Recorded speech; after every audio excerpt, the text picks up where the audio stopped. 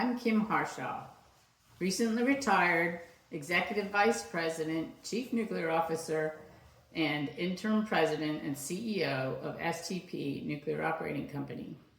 As I enter my first week of retirement, I have spent a considerable amount of time reflecting on what is my purpose in this next chapter.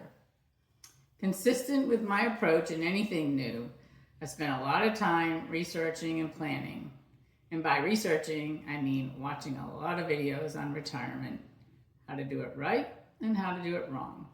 And so I've come up with a plan, but top of my plan is focusing on my health, and that means getting back to my running 5 days a week. So I've done really well with that, and I will continue with that. But as I reflect on my journey from a high school student to an engineer, to a lawyer, to a nuclear energy executive, there's one theme, one powerful theme that runs through each of those chapters. And that's that I learned how to say yes to new opportunities. Now, this is a lesson that came to life for me recently out on the golf course. So one of the things on my plan for retirement is playing golf with my two best friends from high school. But I need some lessons. So I took a lesson and I was out on the course and I asked the instructor whether that club had a women's league.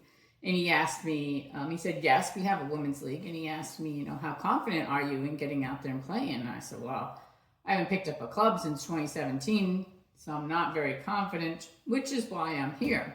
And he said, I've observed over the years that women have to be very confident in their skills before they'll get out on the course. Whereas men, they don't care about their skill levels. They're going to get out there and play. And that reminded me that in order to get better, I needed to get out there, whether in golf, in life, in work. I needed to take that first step and say yes. Now, this is a lesson this is a pattern that also shows up in our careers.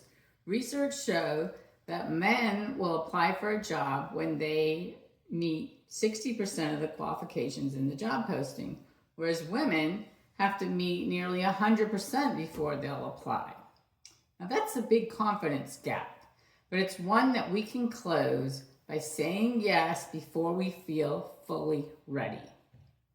Now, looking back on every period of growth in my career, it began with saying yes. Yes to my high school teacher when she asked me or encouraged me to apply for a scholarship in nuclear engineering, a field I'd never even heard of. Yes to my plant manager when he asked me if I was interested in going to license class. And yes, when I was asked to lead large, major projects like installing a new HP turbine. And yes to leading work groups that I had never worked in before. And yes, when I was asked by my former boss, Tim Powell, thank you, Tim, to be the Chief Nuclear Officer at STP. And a year ago, saying yes to my board when they asked me to be the Interim President and CEO at STP during a period of change and challenge. Saying yes doesn't mean that you need to have all the answers. It means having the courage to step forward and embracing what comes next. Each yes opened a door to an opportunity that I could never have imagined. And each challenge became a catalyst for my growth.